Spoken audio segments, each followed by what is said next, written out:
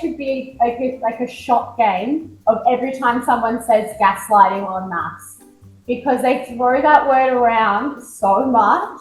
Hi, I'm Jessika Power from season 6 of MAFS. And yeah, I found that. But it's not with me. It's with Dan. Today I'm recapping the biggest moments from week 3 of MAFS 2023 with Yahoo Lifestyle. Literally texted me and he literally said, I'm not leaving, yet you wrote leave. You threw in the towel because I'm not giving you enough. When did I write I'm not leaving? Finish. Show me where I wrote I'm not leaving. I'm not going anywhere. Yeah. Literally what you said to me. But your twist, you just said the words I'm not leaving. You literally, I'm not leaving and I'm not going anywhere. That's irrelevant. You're gaslighting me. You're saying that I said something I didn't say. Hey, thanks for today. It was really nice for us to talk without an argument. Thanks for sharing all you did. I'm not going anywhere. Where does it say I'm not leaving? I'm not going anywhere and I'm not leaving. It's totally different because you're trying to twist that into me saying that I lied about the commitment ceremony. No, I did. When I said that, you lied. You literally put words in my mouth, Harrison. That's what you're actually doing. No, you literally said I'm not going anywhere. That's right. Where are you going to go if you were saying leave or not go anywhere? Honestly. I wrote that. You say that I'm gaslighting you. You're literally sitting here gaslighting me. No. You put words in my mouth. John literally said you gaslight. You're a narcissist, Harrison. You're a narcissist. What? You just read out the words. They don't say what you said that they said. Done. I'm done. I'm leaving. Full gas. That is textbook gaslighting. I'm sorry. I'm not going to sit there and cop that. There should be like a shot game of every time someone says gaslighting on MAFS, because they throw that word around so much. That whole entire conversation, he just sits there with like no emotion on his face, no care, but then calls her gaslighter. I don't get it. Like, I think I'd react exactly how she did. Like, what do you mean? Like, you say not leaving and then you say I'm not going anywhere. It means the same. It's the exact same thing. You just like switched out 1 or 2 words. Like, what are you going on about? And then he's like, that's textbook gaslighting. No, the gaslighting is the fact that you aren't right. You aren't like owning up to what you actually said. And the hardest thing about that is like those sorts of fights and the text messages and everything. We as the viewers don't get to see any of that unless there's a camera there, and there's not always a camera there, so it's pretty difficult. But yeah, I feel that he just really just has no respect for her. I don't think he really has any respect for the whole experiment. I feel like Bronte's putting in a lot of effort. I feel like Harrison doesn't really care. I just feel if you're going to come into an experiment where you're getting married and you're trying to get to know someone, there needs to be no outside distraction, and I feel like he is acting the way he's acting towards Bronte on TV now because this girl or whoever she is might see it after. So yeah, I don't feel like that will work. I think they're get rid of him. I don't know what is wrong. If you no reminds me of me. You can have sex, Josh. You don't know how to work, and I don't know how to crack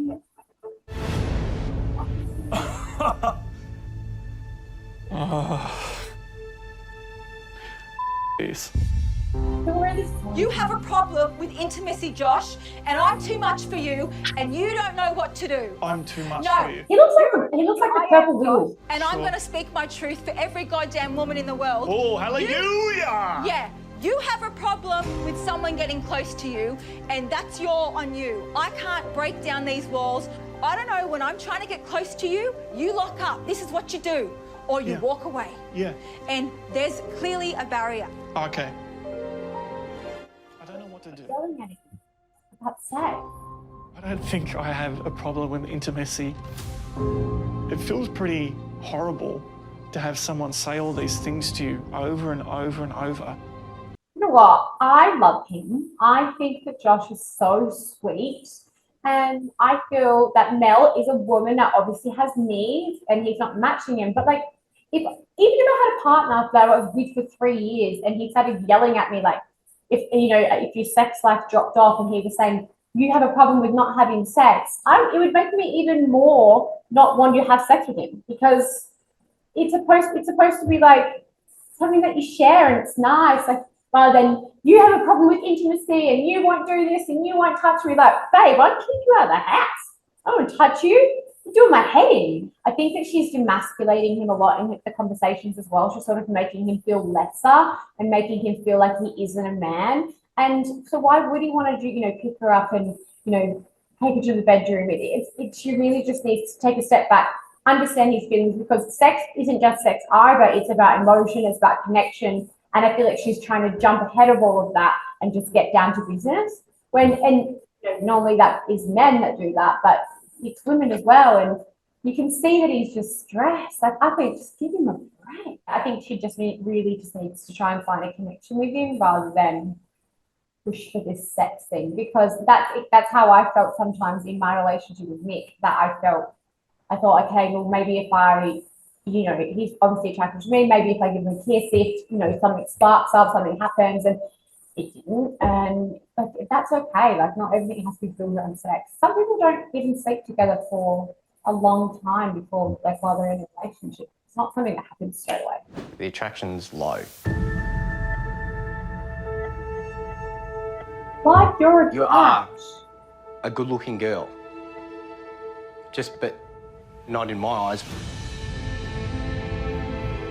I thought you were going to come down that aisle, yeah, and completely blow me away. Because honestly, those things that I was saying about ex, whatever, I wouldn't have even contemplated of saying that. I just would have just cut it. Completely forgotten. Like, that stuff shouldn't have even been an issue. Like, that whole conversation was just about how I'm not good enough. How if I had walked down that aisle and blown him away, none of that stuff with his ex would have happened. Like, it was all my fault. And I've done nothing but support him and tell him it's okay and tell him he deserves to be here and have his back. I came here because I wanted to find love. And I wanted to love someone. I wanted someone to love me. Oh my God, my heart. Oh, I feel so sad for her. He's a horrible human being. And do you know what? If he was a 10 out of 10, it wouldn't even matter. But he's not even a 10 out of 10. He's like a -4 out of 10. If I was her, I understand she wanted to find love, which hurts the most as well. She was obviously matched with like a horrible, horrible person. I don't know how she sat there just and listened to someone speak to her like that. I would have probably ripped him to shreds. Because first of all, 2019 called and they want the freaking haircut back. You look like an idiot. And you have no personality. You have no good, obviously, attributes, no good looks. Like, and then you're going to sit there and say that he wanted to be wowed? I'd walk down the aisle and say I want someone to be a bit taller and like have a better haircut and like a nicer personality. You're disgusting. And the funny thing is now you're showing your true colors and you're not going to get anybody after the show. You know what? There's being honest, and then there's intentionally hurting someone's emotions and somebody's feelings. And you can tell that she is a very kind-hearted, sweet girl. And the way that she was just crying, like, it makes me upset, like that she has been broken down and dissected so much by a man that is so below her, first of all. It's just, I don't know where you have the audacity to speak to somebody like that. Like, I have people that I don't like and I would never bring them down like that. And for a young woman to be compared to another ex-girlfriend or whoever it is, that brings insecurities, and she's going to feel low about it. And the comment about, I've seen you without makeup, it's like, do you think women, as women, we walk around the house in our heels and our dresses and makeup all the time? Like, no. I just think he is a nasty, horrible human being and he should just be booted. So the other morning I was walking and I saw Shannon with his daughter and another woman. And Shannon turned around to me. I'm pretty sure Lyndall saw too, but I'm not sure. But he turned around to me and he was like, shh. And we know how I feel about a shush. It wasn't who you thought. It wasn't my ex and it wasn't my kid. He's lying. He's not blinking. He just blinked that entire sentence. Lying. It was my cousin and my second cousin. Amazing. But that's why I'm asking you, because I don't know. I haven't seen any of them. I caught up with my cousins on the weekend. And then what happened was Claire, because she's the one who poked it out, and she thought she was getting the upper hand on it all. She thought she found something so amazing and like, oh, not amazing, but, oh, wow, I found drama, but you didn't. Oh my God. I've been with partners that have cheated on me in the past, and it's like, no, babe, she's like my best friend's sister's auntie, someone like, and the way he sort of sits back, and you know, as if he just like doesn't care. It's like, you know, no one's trying to find drama or cause drama. They're just looking out for their friend, and he just like, oh, he makes me feel physically sick. Like I feel like I've got like, ugh, gross. So I mean, if it was his child and maybe his ex-partner, like what is the big deal? The fact that you've now lied about it, because I think he's 100% lying. I think everything that comes out of his mouth is a lie. And the way he sort of addressed it when the girls asked the question, nobody asked him with any aggression or nastiness, or you know, they weren't like trying to pin something on him. They just said, listen, I seen you out doing this, like what was it? He was like, oh, here we go. Like, I don't like him. I don't like him at all. I hope he like leaves. What's the shush about? Because what do you need to keep secret? Like if I was out seeing my family or seeing my daughter or seeing my child, like I wouldn't say shh. I just want to preface this by saying absolutely it's nothing. Oh my God. Some girls came up to myself from down. Okay. Oh, he's telling her about the number. And one of the girls goes, oh, it's like, literally like a 2-minute chat. She goes, you're so hot, I'll get your number. And I was like, no, but you, yeah. I was like, I won't give you mine, but I'll take yours. She put it in my phone and literally deleted it as soon as she walked off. Yeah. Yeah. Look, it just, everyone's trying to make a big deal of it. But I'm like, we're finally doing well. This is the last thing we need. I'll tell Bronte when I'm good and ready. I believe you. It's don't have anything to worry about.